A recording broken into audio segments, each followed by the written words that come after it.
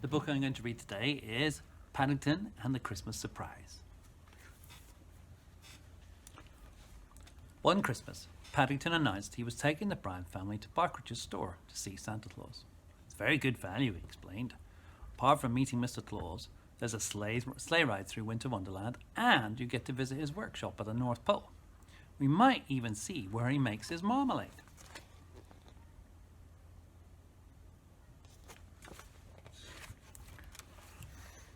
I doubt if Santa makes his own marmalade, said Mrs. Brown nervously, as Paddington led the way onto the escalator. It would make all the presents sticky, agreed Jonathan. Not to mention his beard, added Judy. Besides, he's much too busy.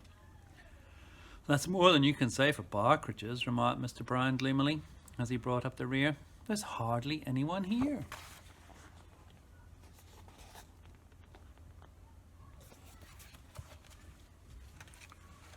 There were two signs at the top of the escalator.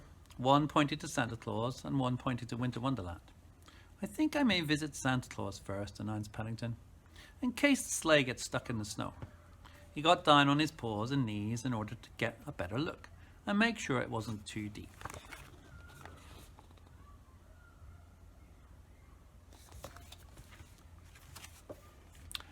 Just then he looked up and saw a man staring down at him. Are you a boy or a girl? Asked the store manager. I'm neither, said Paddington. I'm a bear. You look more like a large creepy crawly to me, said the man distastefully. Perhaps you'd better come back next year when you've made up your mind. Come back next year, repeated Paddington hotly. But I've brought my Christmas list. I thought it would save the postage. The Browns were too far away to hear what was being said, but Paddington, from the look on Paddington's face, they guessed something must be wrong. Hurry up, called Mrs. Bird. We're all ready to go. Oh dear, Henry, said Mrs. Brown. I do hope the sleigh ride is a success. Paddington's been saving his bun money for ages, and he'll be most upset if it doesn't live up to his expectations. As Paddington clambered aboard, they set off. Mr. Brown held up a leaflet. Listen, everybody, he called. First of all, we go past Santa's winter garden. I think I prefer Mrs. Bird's window box, said Paddington. The Browns exchanged anxious glances. Didn't seem a very good start to the outing. How about this one then? Continued Mr. Brown, as I turned a corner. It's the stable where Santa keeps his reindeer. Paddington didn't say anything. From where he was sitting, it looked more like a dog kennel, and the only reindeer he could see was a plastic one that had fallen over in the snow.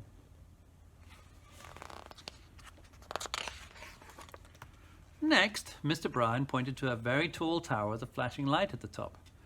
That's the lighthouse at the North Pole, he said. It's there to make sure Santa arrives back home safe and sound after he's delivered all his presents. Paddington gave it a hard stare. I think there must be a loose wire, Mr. Brown, he exclaimed. The light keeps going on and off. Lighthouses are supposed to flash, broke in Jonathan. They all send out a different signal so that people know exactly where they are. But Paddington wasn't listening. He was counting the number of buns that it had taken to pay for the outing.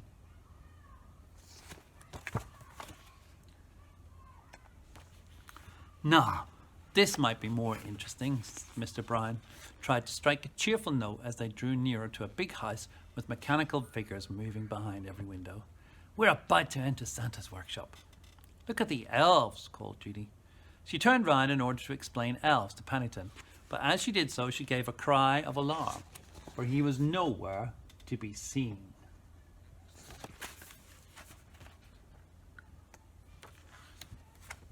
Do something, Henry, cried Mrs. Brown when she saw what had happened. Do something, repeated Mr. Brown. What can I do from inside the middle of a workshop? We haven't reached the end of the tour, warned Mrs. Bird. Paddington will be most upset if he misses any of it. Mr. Brown tried to put a brave face on things, but when they reached the end of the ride and there was still no sign of Paddington, he looked as worried as any of them. He called to one of Santa's helpers. There's a bear fallen into our works, repeated the man. I'll send for the manager at once.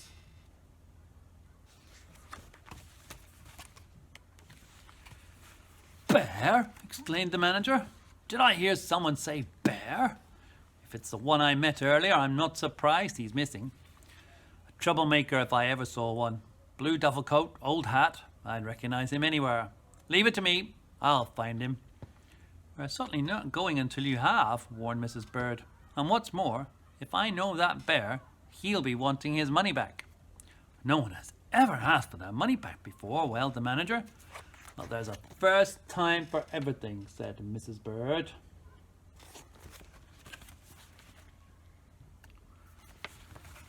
As the manager disappeared through one door, Paddington came through the other. I think I'll find the fault in the lighthouse, Mr. Brown, he called. Bears are very good at mending things, and... But before he had a chance to finish, there was a loud bang from somewhere inside Santa's workshop, and all the lights went out. "Where is he?" shouted the manager. "Where is he? I'll give him a present he won't forget." Mrs. Bird took a firm grip of her umbrella. "Come along, everyone," she called. "I think we've had enough wonders for one day."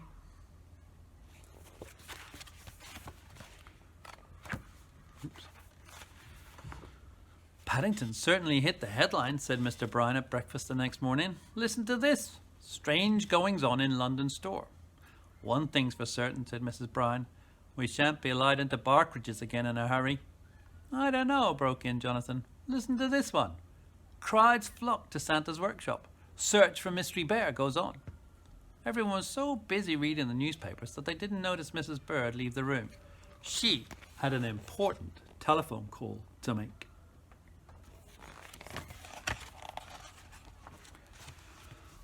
"Barkridges," said the manager several days later, "wishes you all a very Merry Christmas.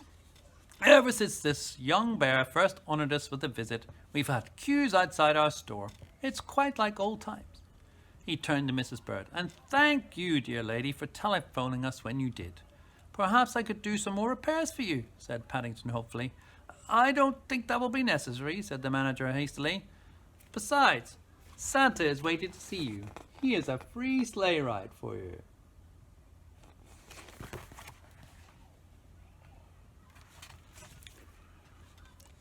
It was a merry party of Browns who set off on their journey through Winter Wonderland. This time, everything worked perfectly. And when they had come to the end of the ride, Santa Claus was waiting to greet them. "Ho, ho, ho," he boomed. "And who have we here?" "I'm a bear, Mr. Claus," said Paddington, "and I come from darkest Peru." "Well," said Santa, reaching behind his chair, "in that case, I think I know just what you would like." Paddington nearly fell over backwards with surprise as Santa held up an enormous jar. There was a label on the side that said, "Homemade," and it was tied at the top with a big red bow. "It's my favourite, Mr. Claus. How did you guess?"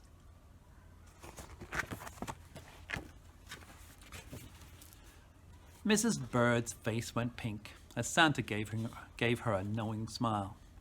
"One of the nicest things about Santa Claus," she said hastily, "is that he knows exactly what everyone wants for Christmas.